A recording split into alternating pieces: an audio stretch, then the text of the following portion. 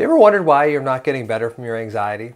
Some people seem to get better and some people don't. I've noticed that a lot as an anxiety doctor, seeing anxiety patients on a regular basis. And there is one factor that seems to separate those that don't get better and the ones that do. And in this video, I'm going to share that with you. So let's get into it.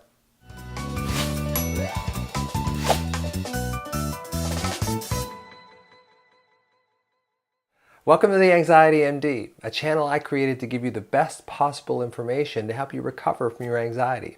I'm Dr. Russ Kennedy. I am the Anxiety MD because I'm an MD who also struggles with anxiety. So I'm going to give you the best tips and strategies that I've learned that hopefully will help you recover from your anxiety. And today I'm going to talk about the single biggest factor that people do to get better. And some people say it's mindfulness, some people say it's medication. But really, it's self-compassion. It's having this compassion for yourself, because what I see in patients is if you do all the mindfulness and take the medications, but you're not compassionate to yourself, you're not going to heal. So all this medication that we're taking and all this therapy that we're doing and all this mindfulness that we're doing, staying in the moment, what do you do with the moment when you're in it? I think that if you go to self-compassion, you can actually start to heal from your anxiety. And here's what I notice. I notice that a lot of people with anxiety, and a lot of people in general, jabs themselves, like jabs, like fighting jabs. And jabs, to me, I've made up this acronym that stands for judgment, alienation, blame, and shame. So when you judge yourself, when you think, oh, I can't do this, I'm not good at this, why did I do this, why did I say this, why did I do all these things? When you judge yourself, you split from yourself. And when you split from yourself, it makes it really hard to be kind to yourself. And it becomes a habit. We feel this negative energy, this negative anxiety. So judgment is an easy place to go.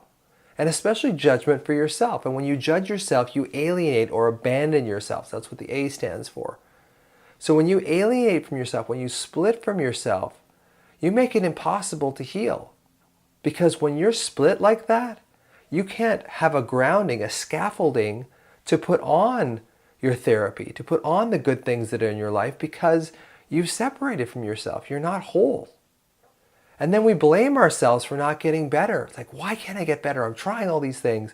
And every time you blame yourself, here's why we blame. We blame to discharge energy, right? Like if we see someone who's done something wrong on the news or whatever, it's like, that guy's bad. He deserves to go to jail, whatever we decide.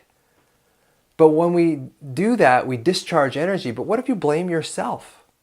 When you blame yourself, you send that energy out, but it comes right back to you. So you don't get any better either. And then often what we'll do after we blame ourselves for a long time is we'll shame ourselves for not getting better. Or shame ourselves for something we've done in the past that millions of other people have done in the past and millions more are going to do in the future. So we shame ourselves, and that shame locks us in this self-judgment, alienation, and more blame. And the whole cycle repeats itself. So when I see people getting better from anxiety, a big foundation of that getting better is the fact that they've learned how to become compassionate and kind to themselves. So in a future video, I'm going to talk a lot more about that. And I've just finished a course on health anxiety that talks a lot about that. And I'll put that in the description below. But in the meantime, if you're not getting better from anxiety, consider that you're just not being compassionate to yourself. And that's the block. That's why you're not improving from anxiety.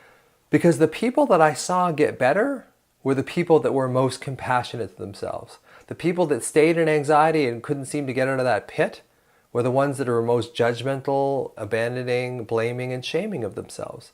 And I know this is true for me as well. When I started to develop this real sense of compassion for myself, a lot of that anxiety, the engine that drove that anxiety, was taken away. So the biggest factor that I see in people recovering from anxiety and those that don't is this sense of self-compassion and the negative thoughts of judgment, alienation, blame, and shame that would keep people in this anxious loop. So if you're aware of those thoughts and you move away from them by having more compassion to yourself, chances are you're going to get a lot better from anxiety a lot faster than most. So I hope you enjoyed this video. Please comment below. Please let me know of any topic that you'd like to cover. And in the meantime, This is Dr. Russ Kennedy, the Anxiety MD, saying, don't believe everything you think.